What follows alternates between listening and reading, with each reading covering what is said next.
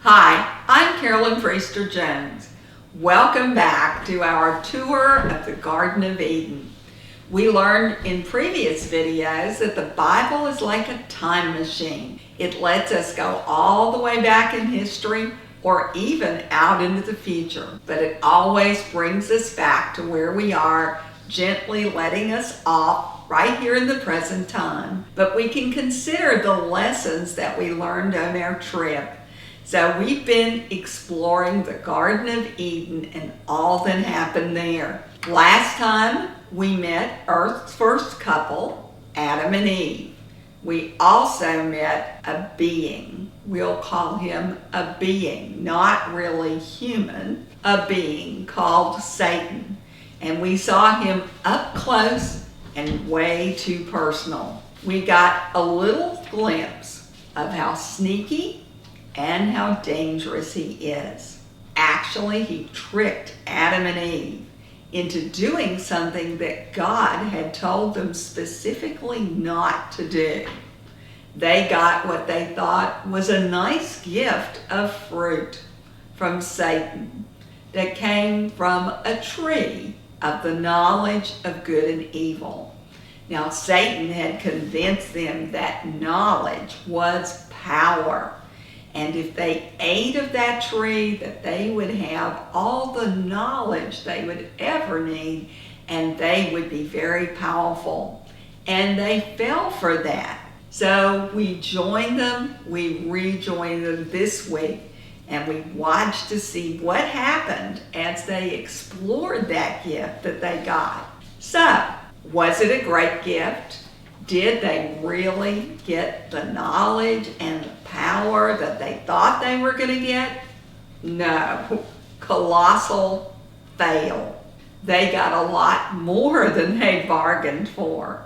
Suddenly they had the sights, the sounds, the smells, the feelings of good and evil and everything all mixed together. And so this was definitely one of those experiences where you would say, too much information. They were overwhelmed. They didn't know what to do with it. They didn't know how to sort it all out. And even when they sort of sorted things out, they discovered they were missing some pieces. Now, have you ever gotten something and it appeared you didn't have all the pieces you ordered? Not only that, you didn't have any instructions. And so it was a mess. And that's what they discovered. Oh yeah, you might ask, wasn't there good there? Was there good in that fruit box? Well, yeah, but it was all stuck with evil. And so it was still hard to figure out. And there were a few other problems. When Adam and Eve saw all the evil that existed, they experienced something they had never experienced before. They felt anxious, worried, and afraid. And they didn't know who would get evil or when it would happen. And they quickly discovered that knowing about evil doesn't mean that you can prevent it, that you can control it, or that you can eliminate it. Now, of course, God does have a way to do that through His simple knowledge of good. And next week, we'll be talking more about God's plan to eliminate evil and God's plan for good. Well, Adam and Eve, after they looked at that gift, they decided they didn't want it. Maybe they should put it back in the box. But have you ever tried to put something that was tightly packed in a box, when you got it out, have you ever tried to put it back in and it just didn't work? Well, it didn't work for them either. So, had Adam and Eve been scammed? Was knowledge power at all, as Satan had said it was? Well, you know, knowledge can lead to power, but it's not power in itself.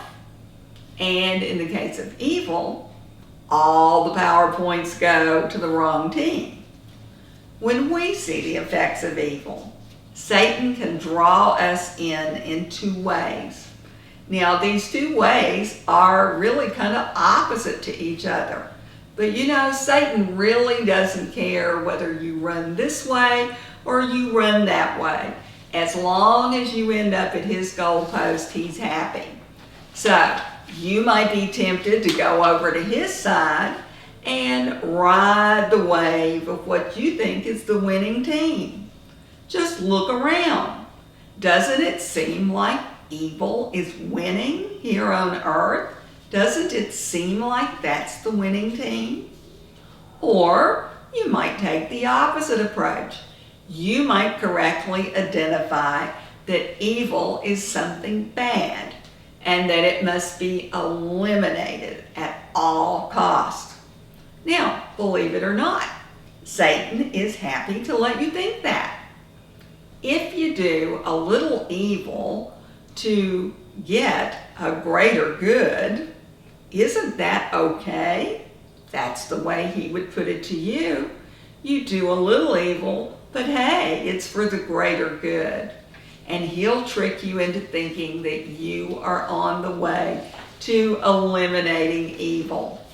However, whether you're on a temporary high of enjoying evil, or whether you're on a crusade to take evil out by force, unfortunately, what happens either way, evil just gets bigger. It becomes the horrible gift that just keeps on giving. And it can take you places you never intended to go. Now, knowing about evil, well, that can do the same thing for us that it did for Adam and Eve.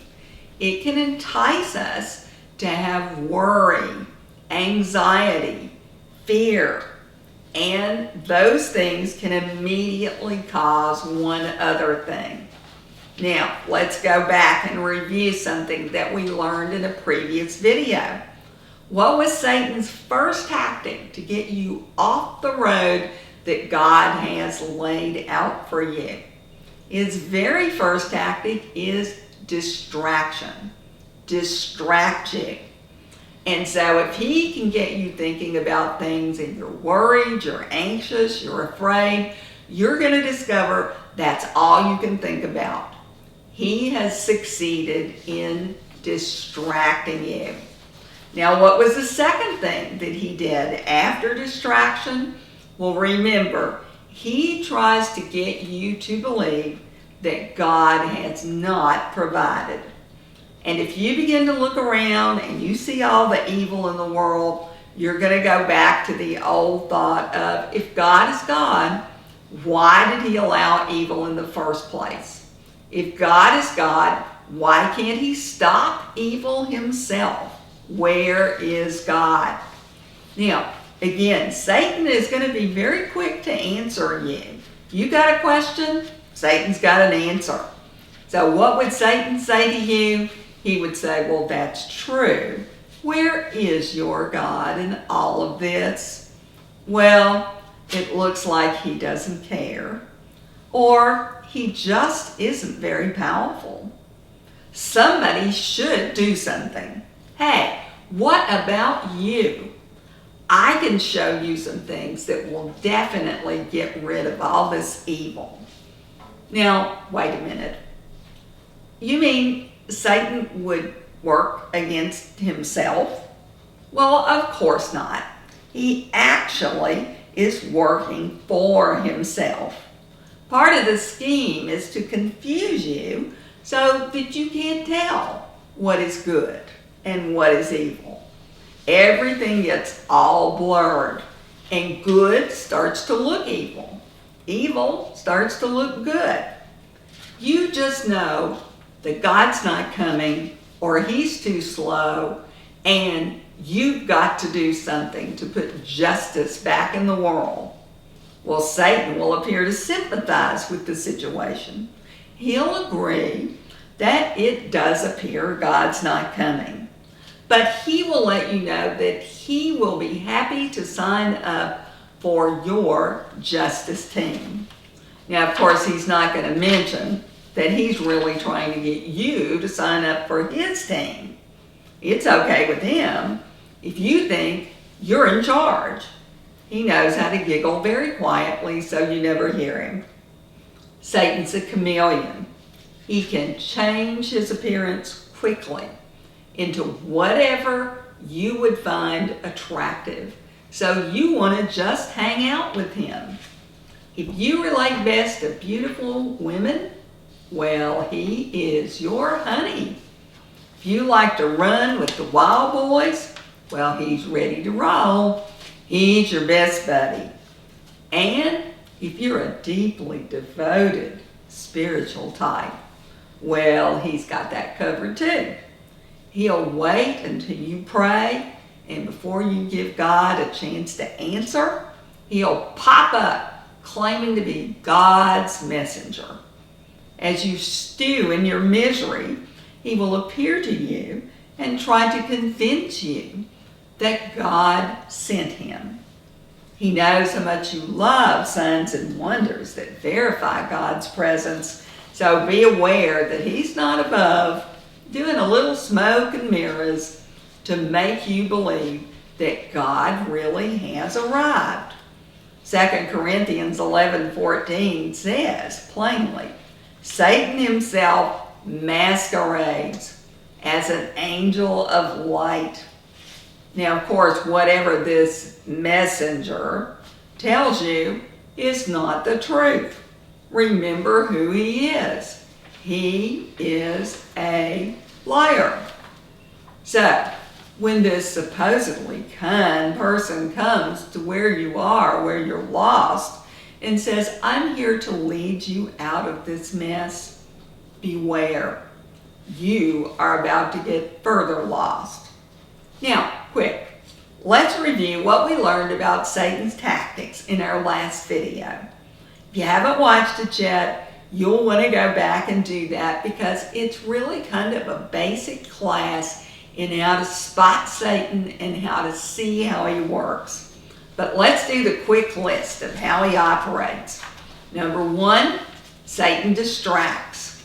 Number 2, Satan tries to get you to believe that God has not provided, he will not provide, or if he does, it's not going to be anytime soon.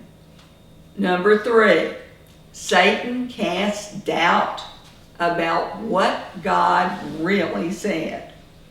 Number 4, Satan tries to convince you that he's got something better for you than what God does.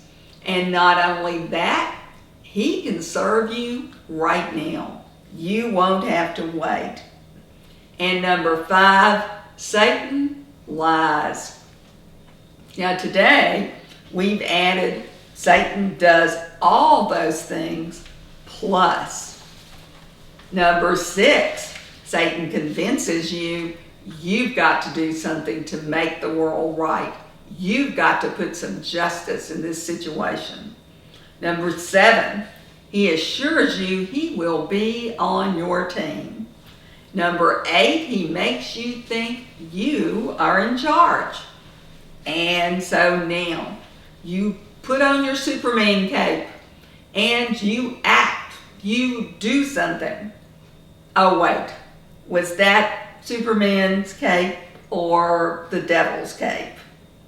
To find out which one and whether that cape really has any power, then you're just going to have to join us back in the garden for the next exciting episode. You're going to see some really fancy footwork from Satan, and you're going to find out some things that'll make it even clearer to you just whose side he really is on. I'm Carolyn Priester Jones. If you'd like to know more about these videos, about my blog, my tweets, my books, then I would like to invite you to review our website, www.christianreading.com/cjones. I'm looking forward to seeing you next time right back here in the garden.